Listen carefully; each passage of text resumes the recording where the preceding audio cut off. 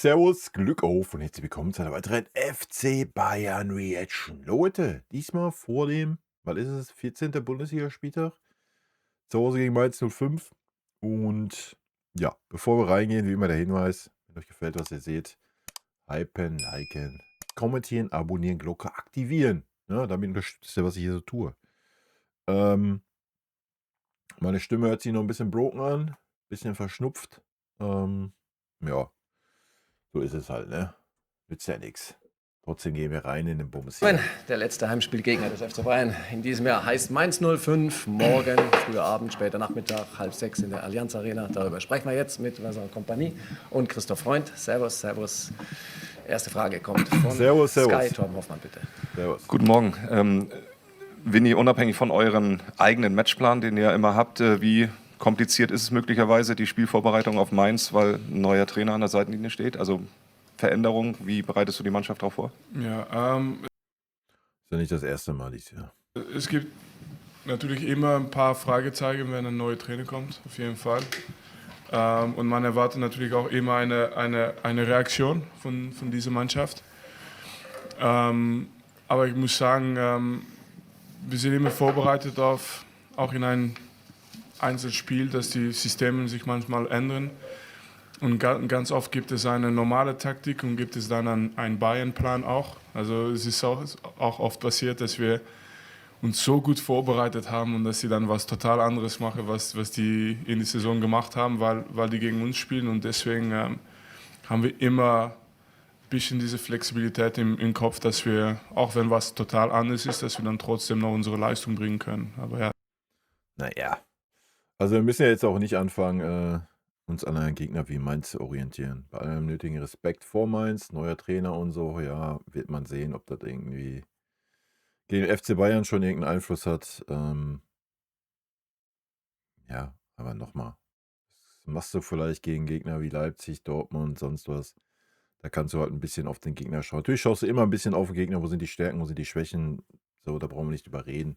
Aber du fängst ja nicht an, das ist ja auch der große Unterschied von Kompanie zu Tuchel. Du fängst ja jetzt nicht an, Mainz zu überanalysieren und dein Spiel an Mainz auszurichten. So, wir spielen zu Hause, Alter, es geht darum, unsere PS auf den Rasen zu bringen, unser Spiel durchzubringen. Und dann ist das am Ende des Tages egal, was Mainz macht. So, ja, die werden wie jeder Gegner gegen uns versuchen, entweder tief zu stehen, schnell umzuschalten, ja, weil wir da in der Vergangenheit immer mal wieder ein bisschen Probleme hatten, die Saison aber viel, viel besser. Oder sie werden versuchen, super hoch uns anzulaufen, uns unter Druck zu setzen. Was ich mir nicht vorstellen kann, ich würde einfach mal behaupten, ohne Mainz jetzt genauer zu kennen, da wird einfach die Qualität fehlen, um das durchzuziehen. So, ja, weil auch damit können wir ja umgehen. Ja. So, und wenn das nicht zu 110% klappt, was man dann als Gegner macht, dann ist auch ruckzuck das Ding drin. Auf der anderen Seite. Weil wir natürlich schon die Qualität haben, auch eine Pressinglinie zu überspielen. Also, ja. Aber ja, klar, müssen diese Fragen kommen. Das bringt immer ein paar Fragezeichen. Der Sitznachbar ist Christian Kunz von der dpa. Auch eine Frage an den Trainer. Wie geht's Alphonso Davies nach dem Comeback?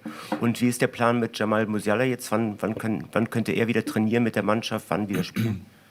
Ja, Alphonso Davies, da läuft alles sehr gut im Moment. Also ich habe es auch schon früher gesagt, alles jetzt ist Bonus für uns. Also wenn er gegen Mainz wieder ein paar Minuten bekommt, dann ist es auch Bonus. Wenn das gegen Heidenheim noch kann, dann auch gut. Und dann glaube ich, ab 1. Januar ist es dann wieder voller Konkurrenz für ihn. Und Jamal ist nah dran, aber trotzdem hoffentlich nächste Woche, und ich sage ganz deutlich, null Druck auf Jamal und die medische Abteilung, aber hoffentlich ein paar Trainingseinheiten bevor Weihnachten, das wäre einfach schön vom Gefühl für die Mannschaft, auch für ihn. Aber ich habe es jetzt nur über das Mentale. Und dann wahrscheinlich ab Januar wieder, glaube ich, seine ersten Minuten. Von Anfang an weiß ich nicht, aber auf jeden Fall seine erste Minute in Januar. Das wäre so ein Idealplan für uns. Nächstes Nikolaus Linner für die Bild-Zeitung, bitte. Servus zusammen. Frage an den Trainer nochmal zur Spielvorbereitung. Sie gucken ja üblich sehr viele Spiele Ihrer gegnerischen Mannschaft. Jetzt gibt es von Urs Fischer bei Mainz nur eines bisher. Wie läuft? Oh, der Urs Fischer ist in Mainz, oder was? Ei. Muss ich ja meine Worte nochmal komplett überdenken. Nee, natürlich nicht. Urs Fischer, ey, wir kommen zurück in der Bundesliga. Super sympathischer Typ. Hat Mainz auf jeden Fall eine Kanone geholt. Und ich denke, Mainz ist auch ein Verein, der die Ruhe behält und mit ihm den Weg gehen wird. Wenn Urs Fischer da ist, ja, gut, dann weißt du, was dich erwartet, würde ich sagen. Ich würde sagen, wir erwarten ein sehr, sehr tiefstehendes Mainz mit einem, ja, so wie ich schon sagte, wie jeder Gegner gegen uns, die versuchen werden, schnell umzuschalten, aber ich denke, in erster Linie werden die erstmal gucken, dass die defensiv stehen. Aber wer weiß, vielleicht werde ich ja auch überrascht, vielleicht hat Urs Fischer sich ja auch in den 2 Jahren Pause weiterentwickelt.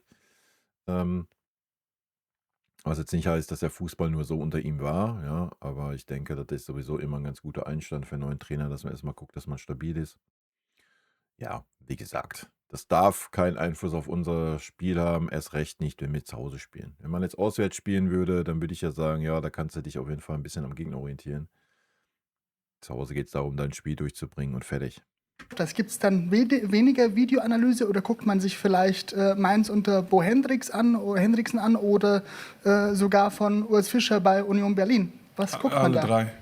Ja, alle drei. Und deswegen ist es eigentlich, das ist jeder Trainer, der zum ersten Mal ein Spiel vorbereiten muss gegen einen neuen Trainer, hat das gleiche Problem. Also na klar, wir schauen auf, wie die gegen Bayern gespielt haben in der Vergangenheit mit Union.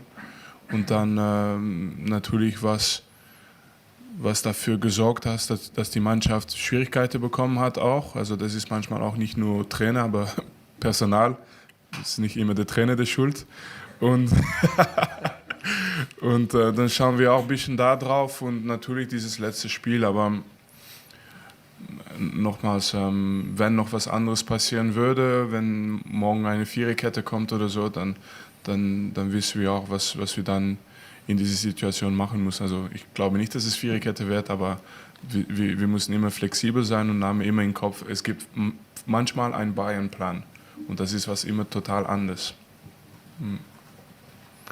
Der vierte ist Mario Krischl für den Kicker, bitte. Guten Morgen zusammen. Wie sieht es denn aus personalmäßig? Hat jeder das Sporting-Spiel soweit gut überstanden? Und ohne dass du die Aufstellung verrätst, spricht denn jetzt in den letzten 2 Spielen noch groß was dafür, nochmal viel zu rotieren? Weil es waren jetzt auch 5 Tage Pause. Ja, jetzt sind alle fit, alle frisch und ja, wir haben jetzt, wo es gefährlich war diese Phase. Ich glaube, wir hatten 4 Spiele in 11 Tagen, das war gefährlich. Und was ich meine, ist nicht nur Leistung, Ergebnis, aber auch kann immer ein oder andere Spieler ausfällen in dieser Situation, haben wir nicht gehabt. Und deswegen ist die Kader eigentlich voll da. Das Einzige ist immer Konkurrenz. Also es kann immer sein, dass der ein oder andere Spieler in die Mannschaft reinkommt, einfach damit er weiter die Mannschaft helfen kann, damit er weiter zeigen kann, was er bringen kann zu der Mannschaft. Und plus, man muss manchmal auch ein bisschen weiter schauen. Das heißt, wir haben Januar wird auf Vollgas sein wieder. Und dann hast du im Februar einfach viel Zeit zwischen den Spielen. Wenn wir die Playoff nicht spielen mussten, ist es ein total ruhiger Monat. Und dann hast du März, April, Mai hoffentlich, wo es wieder Vollgas ist. Und ich meine, die Spieler, die dann wichtig sind, die musst du jetzt in diesem Moment auch manchmal die Minute geben, damit die einfach ins Rhythmus bleiben können. Also das sind Gedanken, aber nicht Rotation wegen Frischheit. Nikolaus Linner, bitte wieder. Ja, oder das sollte ja bei Rotation nie nur der Grund sein, ja. Natürlich gibt es Situationen, wo dann die Frische entscheiden sollte, haben wir ja auch schon gehabt, ja. Aber ansonsten sollte Rotation ja immer daraus mit dem Hintergedanken bestehen, dass man erstens alle Spieler mitnimmt, dass alle Spieler, wie Svini gerade auch sagte, in einer gewissen Form bleiben. Es bringt ja nichts, nehmen wir mal das Beispiel Tom Bischof jetzt oder ist ja egal, wen du nimmst. Ja. Nehmen wir mal Tom Bischof, es bringt ja nichts, wenn du den Spieler jetzt 8 Wochen nicht siehst und dann sagst du, oh ja, jetzt kommt die heiße Phase, dann muss ich dann rotieren und dann fange ich an. Das haben wir letzte Saison gesehen, das war eine Katastrophe. Ja. Es ist super, das von Anfang an zu machen, alle mitzunehmen. Und ja, man sieht es gerade am Boe, der spielt ja keine Rolle. Also der ist halt schon, da siehst du halt, dass der auf jeden Fall den Verein verlassen wird. Ja. Weil der kriegt ja gar keine Minuten mehr seit Wochen, seit Monaten. So. Das ist ja eine Katastrophe. Ja. Also. Der Senegal gibt heute seinen Kader für den Afrika-Cup bekannt. Habt ihr denn da schon Meldungen bekommen, dass Nico Jackson dabei ist? Und ab wann wäre er dann weg? Also wahrscheinlich noch verfügbar gegen Mainz und dann Abreise? Ja.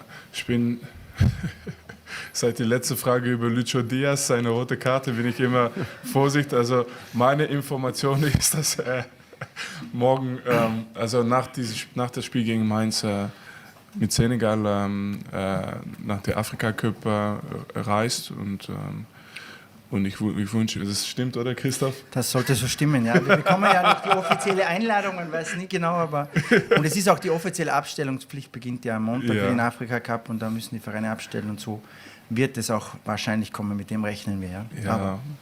Und wir hoffen, dass er so weit möglich kommt. Natürlich, ich möchte gerne, dass Kongo gewinnt, dieses Africa Cup of Nations, aber sonst wünsche ich ihm alles Gute, wenn er dahin geht, weil das ist auch für ihn natürlich, für die afrikanischen Spieler kann man nicht unterschätzen, wie wichtig dieses Wettbewerb ist. Ja, na Wir klar. sind schon in der zweiten Fragerunde. Torben Hoffmann wieder. So logisch, ja. Es ist dasselbe wie bei uns die EM.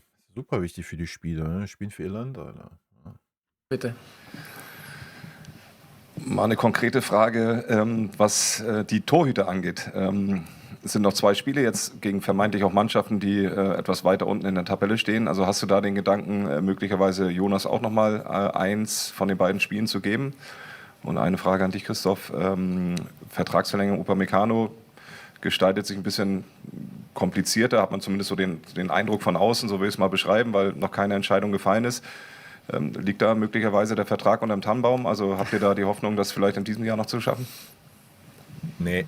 Ja, und konkretes Antwort. Also wir haben mit Manu immer 2 Gedanken. Das ist einmal einfach Spielrhythmus wie die andere, also die Frischheit, dass man nicht vergisst, dass das manchmal auch nicht schlecht ist, dass er mal ein bisschen ruhen kann. Und das Zweite ist, dann haben wir auch die Entwicklung von Jonas Urbich im Kopf. Und das sind alle Sachen, die ganz am Anfang dieser Saison besprochen sind. Und wenn dann irgendwann Jonas wieder spielt, dann werden wir das erstmal mit Manu besprechen, erstmal mit Jonas und das wird ganz deutlich kommuniziert werden. Und im Moment sind wir einfach in ganz normaler Ablauf. Manu ist fit, Manu hat seine Leistung gebracht und dementsprechend werden wir auch keine Themen jetzt offen. Aber das ist auf jeden Fall immer wieder in dieser Saison ein Gespräch, die wir haben, weil das einfach, glaube ich, vernünftig ist für alle Parteien. Ja, Upa, es wird, glaube ich, extrem viel geschrieben. Es wird viel berichtet, einmal in die Richtung, einmal in die andere Richtung. Einmal hat er schon fast unterschrieben, dann ist er schon wieder weg. Also das ist turbulent, was alles berichtet wird, aber es ist gar nicht so. Es sind wirklich gute Gespräche, es ist auch nicht kompliziert. Es ist einfach so, dass Upa ein Weltklasse-Verteidiger ist, auch auf höchstem Level aktuell agiert, schon die letzten Monate sich in super Verfassung befindet und es für ihn eine wichtige Entscheidung ist, eine große Entscheidung ist, es auch für uns ein ganz, ganz wichtiger Spieler ist. Wir haben schon gesagt, einer der wichtigsten Transfers und darum gibt es einfach intensive Gespräche, aber immer sehr, sehr konstruktive Gespräche. Wie schnell es dann gehen wird, dass eine endgültige Entscheidung fällt, kann ich jetzt nicht sagen, aber es wird sich nicht mehr endlos ziehen. Woran hast du? Also hast du da? Ja, es gibt ja immer verschiedene Ansätze. Es geht, wie es auch Upa schon gesagt hat, mal, glaube ich, nicht nur ums Geld, sondern es ist einfach für ihn, glaube ich, eine ganz, ganz wichtige Entscheidung. Er ist jetzt im besten Fußballalter, sagt man immer. Es fällt natürlich auch anderen Vereinen auf, dass er auf Weltklasse-Niveau spielt. Aber er fühlt sich sehr, sehr wohl hier. Er fühlt sich sehr, sehr wohl mit der Mannschaft, mit dem Trainer, mit dem gesamten Verein. Darum gibt es einfach gute Gespräche mit ihm und mit seinen Vertretern. Von dem her, ja, wir haben es schon öfter gesagt, wir sind da positiv. Es ist nicht wichtig, ob ein Tag früher oder später. Für uns ist wichtig, dass es dann passiert. Und das wäre. Naja, das ist immer alles ein bisschen widersprüchlich. Ne? Man kann sich ja da hinsetzen und sagen, es geht nicht ums Geld. Und wenn man sich dann da hinsetzt, er fühlt sich super wohl im Verein und mag Trainer und alles ist schön, alles ist gut, ja, dann müsste sich die Scheiße ja nicht ziehen wie Kaugummi. So. Ja, ist ja Schwachsinn. So. Ja, also ein von beiden muss sich ja, er kann sich ja nicht super wohlfühlen, ist super zufrieden und Geld ist ihm auch egal. Ja, woran hapert es dann? Ja, ist ja Schwachsinn. So, Punkt. Ja. Ich verstehe das, wenn man in dem Alter ist, so und keine Ahnung, ich habe es schon mal gesagt, wenn sein großer Traum war, er möchte unbedingt mal in England spielen, er möchte unbedingt mal da spielen, hier spielen, dort spielen. Ja, klar. Dann ist jetzt der Zeitpunkt gekommen, der Vertrag läuft aus, er hat beste Verhandlungsposition und dann wird er den Verein verlassen und wird da hingehen, wo er hingeht. Aber dann kann man das auch kommunizieren. So, ist doch nicht schlimm. Ja, so ist das Leben. Ist der Verein selber schuld, dass er so lange wartet und mit so einem Spieler ins letzte Vertragsjahr geht. Von daher kein Vorwurf an Opa. Aber sich da immer hinzusetzen und zu sagen, ja, er fühlt sich wohl und er mag Trainer und bla, alles ist schön, alles ist schicki und es geht nicht ums Geld, ist halt Schwachsinn. Punkt. Ja. So, um was soll es sonst gehen? Ja, vielleicht um eine Ausstiegsklausel. Den Punkt könnte man vielleicht noch machen, ne? Dass ein Opa sagt, ja, ich möchte mich jetzt nicht für die kommenden 4 Jahre hier festnageln lassen. Ich möchte eine Ausstiegsklausel haben, weil ich nochmal irgendwann da und da hingehen möchte. So, das wäre ein Punkt, den ich verstehen kann, ja. So, aber das war es auch. Ne? Ansonsten passt das alles ein bisschen schwierig zusammen, meiner Meinung nach. Ja, aber ich habe es auch schon gesagt im Stream oft genug. Ich mache mir, also Opa ist gerade überragend, ja, so brauchen wir nicht drüber reden. Ich mache mir aber auch keine Kopfschmerzen, wenn Opa den Verein verlässt. Ja, so gar nicht. So. Ja, dann ist das so. So, du hast Minjay, ja, ja, der vielleicht einfach mal ein bisschen mehr Spielanteile braucht, damit er auch mal wieder, auch die letzten Einsätze waren ja super eigentlich von ihm, gibt es ja nichts dran zu meckern. Du hast Nito, ja, der ein überragender Innenverteidiger ist, hat er in Stuttgart gezeigt. Der mit Sicherheit auch nochmal einen besseren Spielaufbau hat, wie so ein Opa. Natürlich braucht er auch noch Zeit. Ja, du hast aber auch einen Stunny, der ein sehr, sehr starker Innenverteidiger sein kann.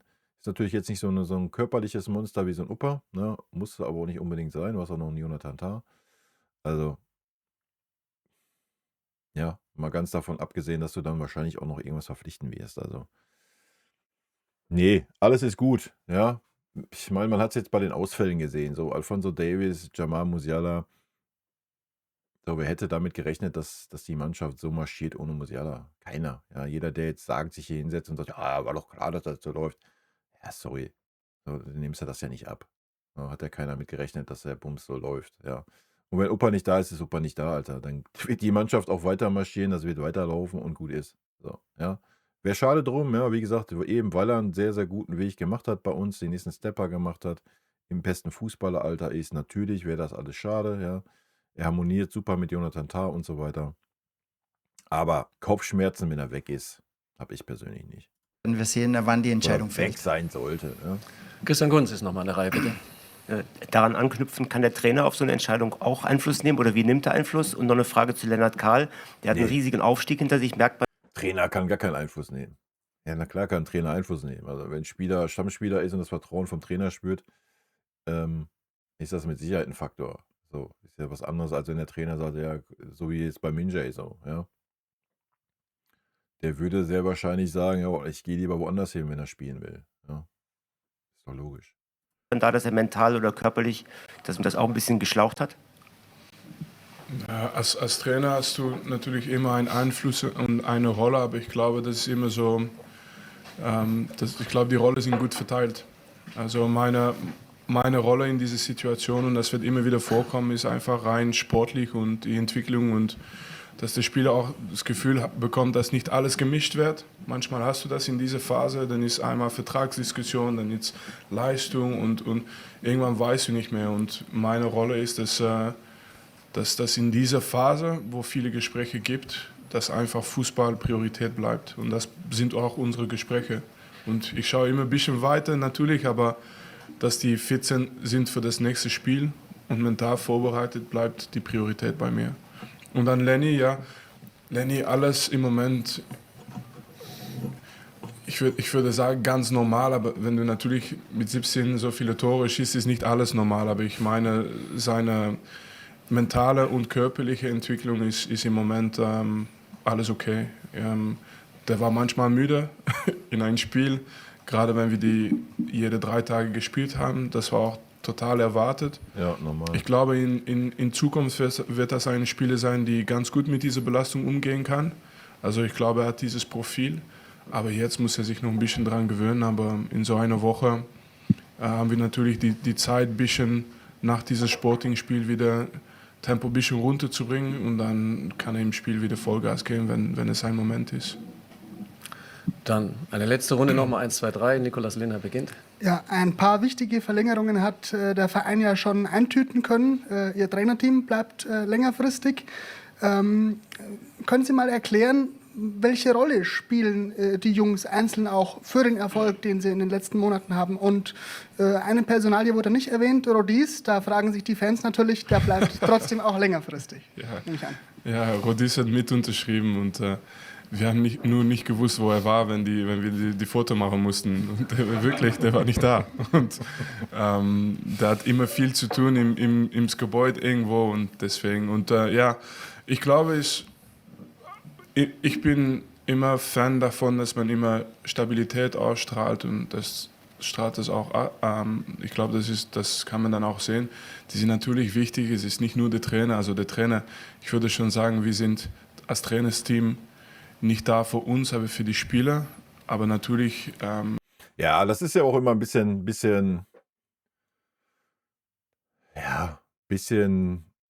oder bekommt ein bisschen wenig Beachtung, ne? Natürlich, Vinny sitzt hier in den PKs, Vinny steht Rede und Antwort, Vinny wird am Ende oder ist am Ende der Kette der entscheidet, wer aufgestellt wird, wer eingewechselt wird, etc. Aber alles, was dann natürlich als Team geleistet wird, ja, das darf man halt alles nicht unterschätzen, ne? Das ist ja ganz wichtig. Ich meine, das beste Beispiel, nehmen wir Hansi Flick bei der WM, ja, so, ne? Also klar, du brauchst einen guten Chefcoach, aber natürlich ist das Team, das Trainerteam mindestens genauso wichtig. Ja, wenn du da irgendwelche Leute bei hast, die nicht passen, ja, dann ist das halt auch nichts, ne? Und dass das bei ihm passt oder das Trainerteam passt mit der Mannschaft, das sieht man ja. Ja, sonst wäre es ja auch nicht diese Mannschaft. Ja, muss man ja ganz klar sagen. Wir machen das gemeinsam und diese Jungs, ob es jetzt René, Danxi, Flo und Walter und alle, Micha, das sind alle Leute, die sehr, sehr wichtig sind für mich. Und, aber nicht nur für mich, für die Vereine auch. Und das war, glaube ich, eine gute Zeichen. Aber ich wusste, dass es klappt. Die fühlen sich wohl, so wie die Spieler. Und deswegen glaube ich, dass wir die Vertragsverlängerung schaffen. Dann doch schon die letzte Frage vom Kicker, Mario Kischl. 2, wenn es okay ist. Okay. Zu beiden Stürmern hätte ich tatsächlich eine Frage. Der eine hat ja jetzt schon ein paar Tore auch gemacht, Harry Kane. Kannst du vielleicht trotzdem nochmal sagen, was auch so seinen Einfluss in der Mannschaft als Wortführer betrifft, wie er da auftritt? Man hört ja in der Regel nur Gutes. Und noch eine Frage zu Nico Jackson. Wie bewertest du denn diese ersten 4 Monate jetzt? Ja, ich werde starten wahrscheinlich mit Nicolas Jackson. Ich bin sehr positiv überzeugt über Nicolas Jackson.